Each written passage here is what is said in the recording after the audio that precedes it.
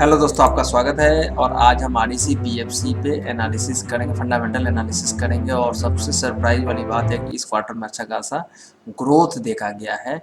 और वैसे क्वार्टर दर क्वार्टर आप देखेंगे सेल्स में अच्छा खासा ग्रोथ हुआ है और ये ग्रोथ मैनेज हो रहा है।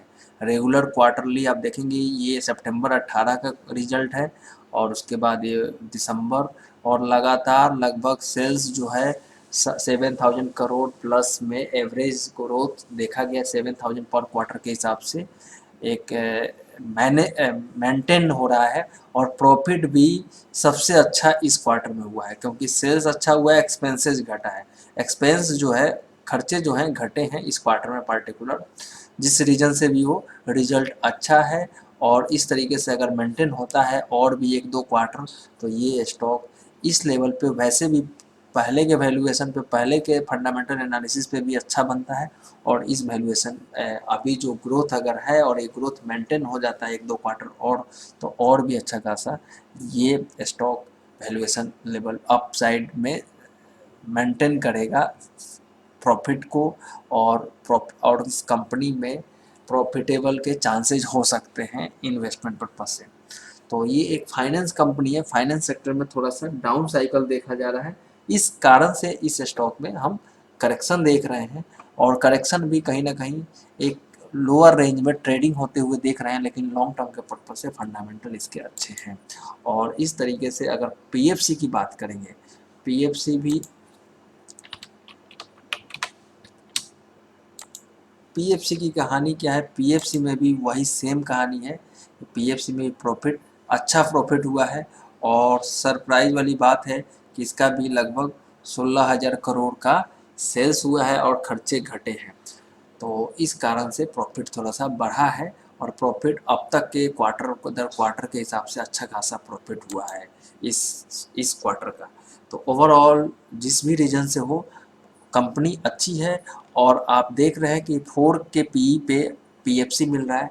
आरईसी से बेटर पीएफसी है, लेकिन थोड़ा सा डेट भी इस कंपनी में ज़्यादा है। इसलिए आरईसी पीएफसी दोनों सेम वैल्यूएशन पे है। दोनों में से दोनों को ही एसआईपी के तौर पे देखा जा सकता है। फंडामेंटल मुझे अच्छा लगता है। और आप वैसे भी पीयर्स कंपनी में आप देखेंगे एलआईसी हाउसिंग फाइनेंस, वैसे पावर फाइनेंस कंपनी में, पावर को फाइनेंस करने वाला कंपनी में आरईसी पीएफसी है, इसके कोई कंपटीटर नहीं है। लेकिन LIC housing finance, Mahindra finance, ये अलग अलग सेक्टर को फाइनेंस करने वाली कंपनियां हैं। लेकिन ओवरऑल ये फाइनेंस की टोटल कंपनियों में से पीएफसी और आरईसी सबसे चीप वैल्यूएशन पे मिल रहे हैं फाइनेंस में। और भी रीजन है स्टॉक के गिरने का, फंडामेंटल और सेक्टोरियल। अभी ये सेक्टर ही थोड़ा सा डाउन साइकिल में चल रहा है, इस कारण से फॉल हो रहा है। लेकिन फाइनेंस में और पावर फाइनेंस में खरीदने वाला ये दोनों सेक्टर के शेयर अच्छे हैं। तो ओवरऑल ये हमने, सेकेंड थिंग मैं आप लोगों को ये भी बताने की कोशिश करूँगा कि इस कंपनी का जो नेट प्रॉफिट है, आप 7,000 करोड़ का पिछले साल का रहा है जो मार्च क्वार्टर एंड हुआ है। और उससे पहले 18 19 का 7,000 करोड़ सेम, और उसके पहले 6,000 करोड़ का। तो ओवरऑल 3 क्वार्टर से आप देख रहे हैं एवरेज लगभग 7,000 करोड़ और 6,000 करोड़ के बीच में। तीन 3 इयर्स का अगर आप ऐड करते हैं, और उससे पहले थोड़ा सा कम रहा, 2016-17 में थोड़ा सा कम रहा है। जिस 7,000 करोड़ के हिसाब से अगर ईयरली कंपनी अगर 7,000 करोड़ रुपए कमाती है और इसका मार्केट कैपिटलाइजेशन 23,000 करोड़ है। और इस तरीके से आरईसी को देखेंगे, आरईसी का मार्केट कैपिटलाइजेशन इसका भी 20,000 करोड़ है। और इसका जो है थोड़ा सा पीएफसी से कम है। लेकिन फाइनेंस सेक्टर में थोड़ा सा लोन डूबने के चांसेस को लेकर के, या एनपीए तो नहीं होगा इस सेक्टर का लोन, लेकिन थोड़ा सा डिले पेमेंट स्ट्रक्चर, थोड़ा सा पावर सेक्टर में मंदी होने के कारण इस सेक्टर में हम थोड़ा सा एक बियर ट्रेंड में ट्रेड होते हुए देख रहे हैं। लेकिन जो मेरा व्यू है 23 24 25 का जो साइकिल आने वाला है, 23 24, वो पावर सेक्टर में बूम लेके आएगा। और उस पावर सेक्टर में जैसे ही बूम आएगा, वैसे ही पावर फाइनेंस के शेयरों में एक तेजी आएगी। और उसमें से ये दोनों शेयर अच्छे वैल्यूएशन पे है। मींस साल दर साल आप देख रहे हैं 3 साल का अर्निंग मार्केट कैपिटलाइजेशन के बराबर है आज के तो एवरी 3 ईयर्स इतने मार्केट कैपिटल ऐड हो जाएगा। इट्स मींस अगले 3 साल में स्टॉक डबल होने का टारगेट रखता है। लेकिन एस्ट्रोलॉजिकली और एस्ट्रोलॉजिकली कहीं ना कहीं हर सेक्टर का चलने का एक टाइम होता है। इसीलिए हम बात करते हैं एस्ट्रो का।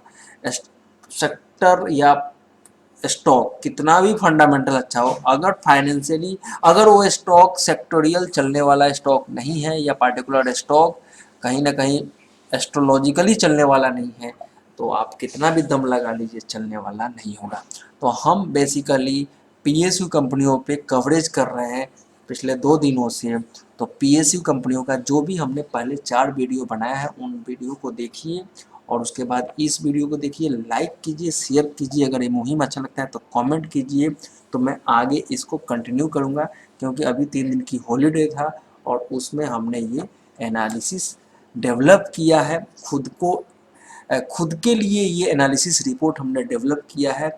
तो हमने ये प्लान किया कि क्यों ना इसका यूट्यूब पे एक एक स्टॉकों का एनालिसिस किया जाए।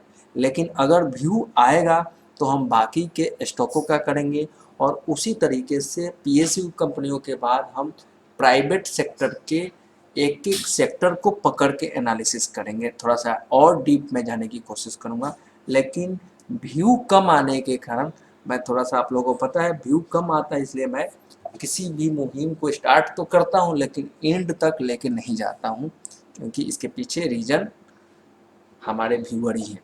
तो ओवरऑल ये मैंने अपना एनालिसिस शेयर किया है।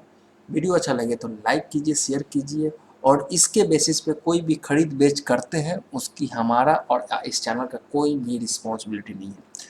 Thanks for watching this video के बाद।